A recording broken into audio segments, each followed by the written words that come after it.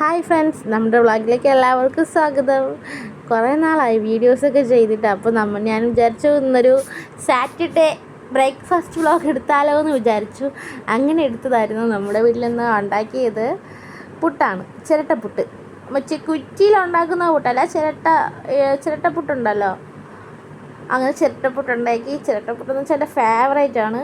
പുട്ടും green peas കറി ഭയങ്കര ഇഷ്ടമാണ്. ഗ്രീൻ പീസ് കറി വെച്ച് കഴിഞ്ഞാൽ എനിക്കാണെങ്കിൽ കറി കൂടുതൽ വേണം. എന്തെടുത്താലും ശകലം ചോറെടുത്താലും എനിക്ക് കറി കൂടുതൽ വേണം. പുട്ടൊക്കെ ആണെങ്കിൽ പിന്നെ നല്ല കുഴച്ച് വെച്ചാലേ രുചി ഉണ്ടാകത്തുള്ളൂ. അതെനിക്ക് ഇഷ്ടം പോലെ വേണം. കറി ഞാൻ കൂടുതലെടുക്കും. അങ്ങനെ ഞാൻ ഇങ്ങനെ എടുത്തുകൊണ്ട് പോയി അച്ഛൻ്റെ അടുത്ത് പോയിരുന്ന് ഇങ്ങനെ കഴിച്ചു. അച്ഛൻ്റെ കയ്യിൽ കഴിച്ചുകൊണ്ടിരിക്കുന്നു. അപ്പോൾ അച്ഛൻ നോക്കിക്കൊണ്ടിരിക്കുകയായിരുന്നു, ഇവളെന്തോ ചെയ്യുന്നത് ഇങ്ങനെ.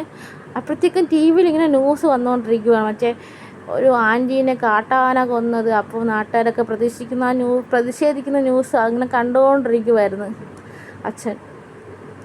എന്നെ തന്നെ നോക്കുവാണ്. ഇവിടെ ഫോട്ടോ എടുക്കുന്നു, വീഡിയോ എടുക്കുന്നു. അങ്ങനെ അച്ഛൻ ഇങ്ങനെ നോക്കുമായിരുന്നു എന്തൊക്കെ ചെയ്യുന്നതെന്ന് ഇവള്.